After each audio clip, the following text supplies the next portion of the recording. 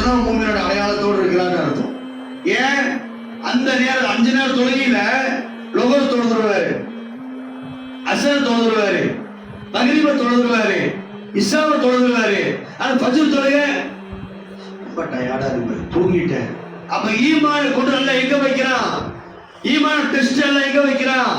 ஈமானோட பரிசோதனை எல்லாம் எங்க வைக்கிறான்? ஃபஜ்ருடைய தொழுகையில் அல்லாஹ் ரப்பல் ஆலமீன் வைக்கின்றான். உன் தூக்கம் பெருசா தெரியும், சைத்தான் வந்து தூக்கத்தை அவனுக்கு பெருசா காட்டுவான். இனி 10 நிமிஷம் இருக்குதுமா, இனி 5 நிமிஷம் இருக்குதுமா, பாங்கு சொல்லலையுமா, காமத்து கொடுக்கலையுமா, இன்னும் யாரு வரலன்னு சொல்லுவான் சைத்தான். ஆனா உண்மையான மூமினா இருக்கக்கூடியவங்க என்ன செய்யணும் தெரியுமா? அந்த நேரத்தில் அலாரத்தை வச்சு எந்திரிச்சோமா, எல்லாம் கழிந்து விட்டு ஒளி செய்து விட்ட மேல சைத்தான் விட்டு ஓடிடுவான். மனிதனுக்கு எது முடியாதுன்னு சொல்றானோ, எது இன்பம் நினைக்கிறான் அதை தியாகம் பண்ணிட்டு வாப்பா. எது தியாகம் பண்ணும்? தூக்கம் உனக்கு பெருசா தெரியுதா? அது தியாகம் பண்ண, அல்லாஹ்வுக்கு தியாகம் பண்ணு. அப்பதான் நீ மூமினுடையவனாக இருப்பாய், மூமினுடைய பண்புக்குரியவனாக நீ இருப்பாய்.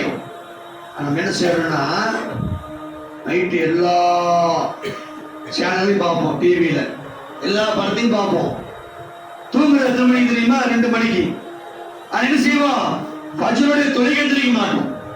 அப்ப எதுக்கு நம்ம முக்கியத்துவம் கொடுக்கிறோம்? இன்பங்களுக்கெல்லாம் முக்கியத்துவத்தை கொடுத்து விட்டு மறுமையில வெற்றி பெறக்கூடிய அந்த மறுமையில சுவனத்தை தர இருக்கின்ற அந்த ஃபஜ்ருடைய தொழுகை நம்ம தொழுகாம சொன்ன அல்லாஹ் இந்த இடத்துல தான் நீ மூமினா இல்லையா என்பதை அல்லாஹ்வுக்கு டெஸ்டிங் பண்ணும்.